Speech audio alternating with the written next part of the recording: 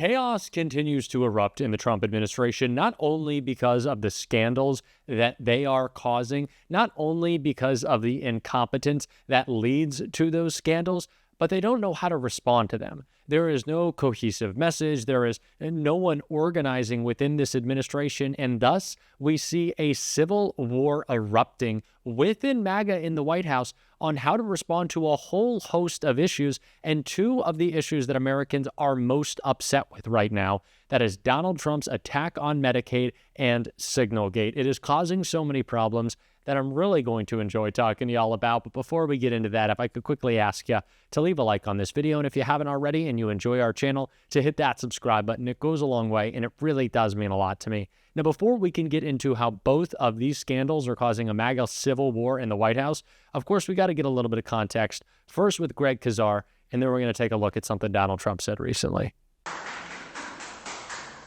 I've been thinking about this a lot. There were plenty of things that I thought about Congress, and then I went and it confirmed my fears. But there were some things that I learned new. And I think one of the most important things I learned anew is how so many of the most right-wing elected officials, great things, do not want services to work. And then they campaign on them being broken. They want to make political power. And that's a very, very purposeful strategy. When I was in a community hearing recently on oversight of the government, there was conversation about how sometimes Social Security staff would not answer enough of people's phone calls when they had questions. And there were inefficiencies there. And what many of the right-wing members of Congress advocated for then was slashing the budget of the Social Security Administration, which would then further create a deeper and deeper problem. And so what we need, in my view, I think we're kind of at the only at the bottom of that. What we need, in my view, is for people to deeply understand that there are people who break business and people who want to build.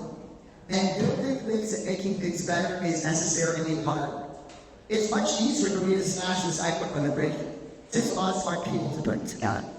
And so, when people feel like things are hard right now, why do we feel like people that break stuff get away with so much? It is, our job is inherently harder. It's harder, but it takes lots of good people to do it. And I think that the spirit of this country, as we face these hardest trials, hopefully, it creates a moment for us to recognize what it is we have built and what we have to build next. So I wanted to start with that clip from Congressman Greg Kazar's town hall today, because this isn't just a message that Democrats are presenting. And of course, the message is true. Republicans do want to break the programs that matter most, but that resonates with Americans. They can clearly tell that Donald Trump and Elon Musk are trying to screw up Social Security, steal their Medicaid. It's pretty obvious that the point of the government that they're running is to break the government. Donald Trump has gone as far as to acknowledge it with taking back Elise Stefanik's nomination to the UN, and he made it pretty clear why right here. You asked Representative Stefanik to stay in her seat. Can you explain your reason for that? Did it have anything to do with the tight polling in the Florida district that former Representative Waltz held?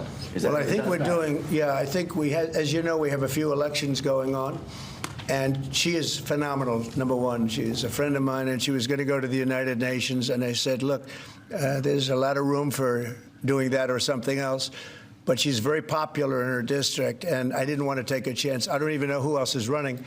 I assume somebody else would have been running. But if she runs, she can't be, you never want to say can't be beaten, but I think can't be beaten. She's very, very well-liked and very smart. And I said, Lise, would you do me a favor? We cannot take a chance. We have a slim margin.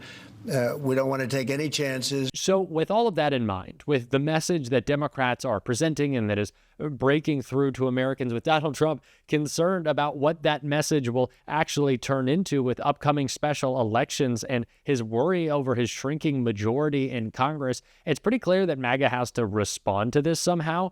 But there's competing ideas in the White House of how they will do so. So in the first leak that we see over this fighting, things aren't going too well right here. In a leaked report to Axios, an anonymous White House official said, if we renew tax cuts for the rich paid for by throwing people off Medicaid, we are going to get effing slaughtered. So there's obviously clear concern about how the administration's policies is playing out. Again, it's why I wanted to play that Stefanik clip, because Donald Trump is clearly worried about these special elections, but he's also worried about the midterms and whether Signalgate will be a defining story. And there's a couple of competing ideas of how they're going to address it that's causing real problems within the White House. And I want to check that out first with a clip of J.D. Vance saying something that is just a complete lie, and that getting disproven in another leaked article. And now the same American media that covered for the Biden administration after the untimely death and the unnecessary death of 13 brave Americans is really interested in forcing the President of the United States to fire someone because of a signal chat. That is not honest behavior from the American media. And if you think you're going to force the President of the United States to fire anybody, you've got another thing coming. He'll be gone in a couple of weeks, Trump insiders predicting ouster over chat debacle. With the anger over top Donald Trump officials participating in a Signal group chat discussing an attack on Yemen with journalists unintentionally invited to listen in not fading, some White House insiders are predicting an ouster is in the works.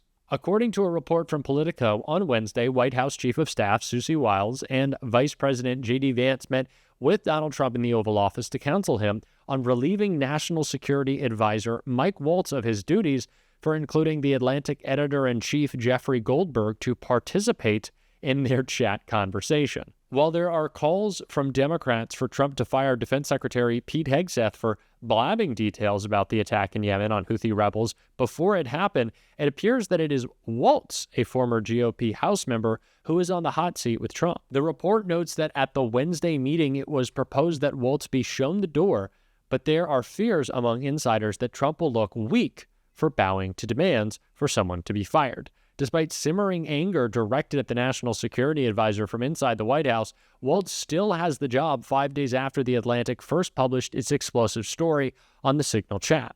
That doesn't mean he's safe yet, according to the two people. Politico is reporting before adding, in fact, the two allies have heard some administration officials are just waiting for the right time to let him go, eager to be free of the news cycle before making changes. After reports about the meeting leaked, Vance rallied to Waltz's side by telling reporters, if you think you're going to force the President of the United States to fire anybody, you've got another thing coming. I'm the Vice President saying it here on Friday. We are standing behind our entire national security team. However, as Politico is reporting, Waltz's star has dimmed considerably after dragging the White House down.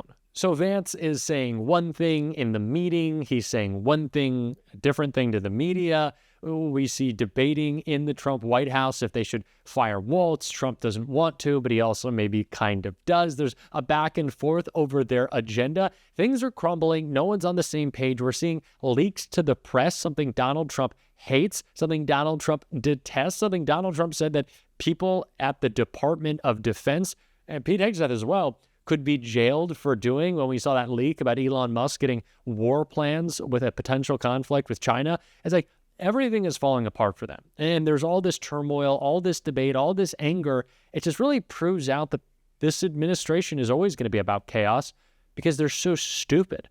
That's clear. All these, people who don't want to call themselves MAGA, soft-leaning Republican, however you want to term them, they kept saying to us, I don't like Donald Trump as a person. I don't like the chaos, but the economy.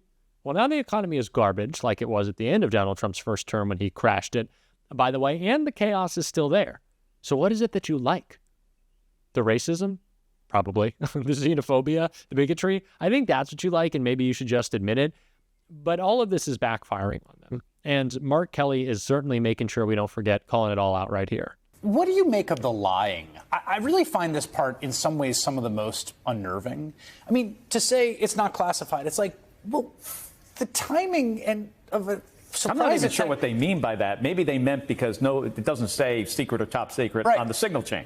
Right, but of course it is. Of course it is. It came off of a piece of paper that probably said top secret at the top, or he got it over the phone from the head of CENTCOM, the combatant commander, that said, here's, and by the way, you look at the times, it wasn't around a certain time. It's like 15:16, 3:16 p.m., or 14:10, which is 2:10 p.m.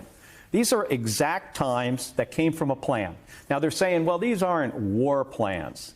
I'll give them that. I mean, a war plan would be joint forces. Sure, yeah. It would include allies. This is a strike plan.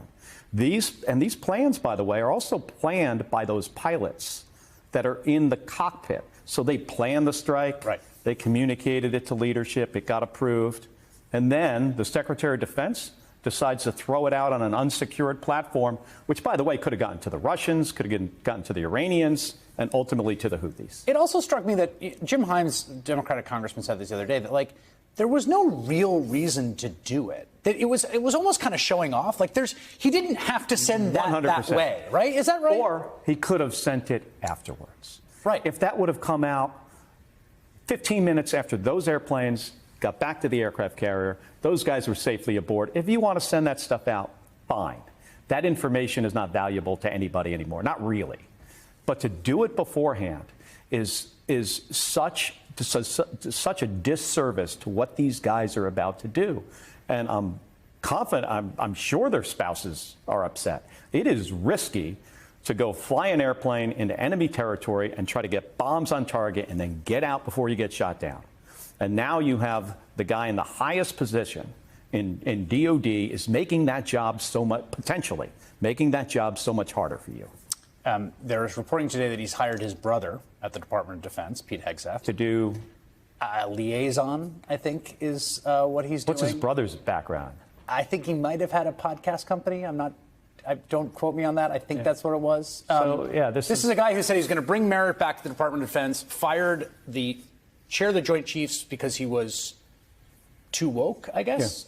Black man who talked about being black in America. Yeah. And do you think he's restoring merit to the Department of Defense? With hiring his brother, who probably needed a job, or maybe gave him a raise from his previous job, or wants to have his brother around. How could his brother possibly be the most qualified job for whatever this is?